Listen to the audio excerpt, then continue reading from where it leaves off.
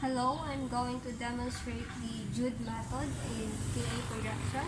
So it is a opposite position for Fuchs method, but the same structures demonstrating in the C1 and C2 region. The advantage of this method is less thyroid radiation. So note that the radiographer must not attempt this position with a patient who has an unhealed fracture, who has a degenerative disease or suspected fracture of the upper cervical region. So the radiographer should consult first the physician. So place the patient in the prone position. So the patient is in prone position already. So center the mid-sagittal plane of the body to the midline of the grid. So flex the patient's elbows. Place the arms in a comfortable position and adjust the shoulders to lie in the same horizontal plane. So have the patient extend the neck and rest the chin on the table. Place the IR. So the IR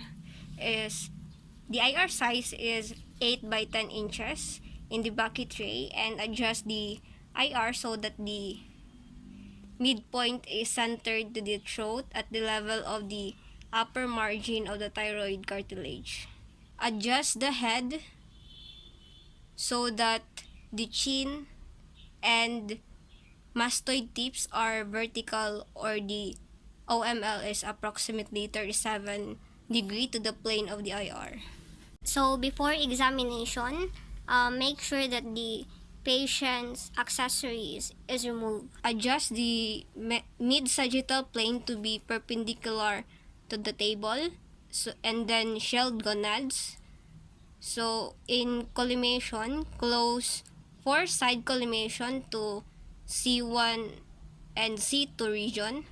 Request patient to suspend its respiration during exposure. So the central ray is perpendicular to occiput, posterior to mastoid tip.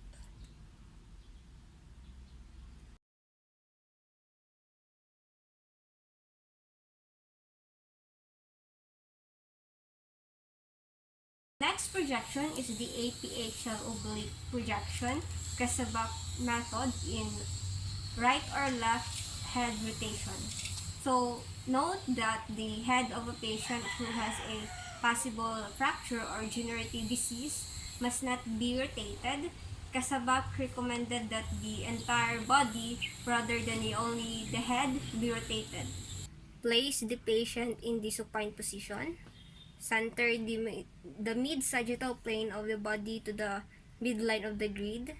Place the arms along the sides of the body and adjust the shoulders to lie in the same horizontal plane. So place a support under the patient's knees for comfort. And then place the IR in the bucket tray. So the IR size is 8 by 10 inches, and center the IR to the mid-sagittal plane at the level of the mastoid tip. Rotate the head either right or left approximately 40 to 45 degrees. Adjust the head so that the IOML is perpendicular to the plane of the table. For right angle images of the dens, make one exposure with the head turned to the right and one exposure with the head turned to the left, and then shield gonads. So collimate the area of interest. Request patient to suspend its respiration during exposure. So the central ray is angled to 10 to 15 degrees caudad, centered to a point midway between the outer canthus and the EAM.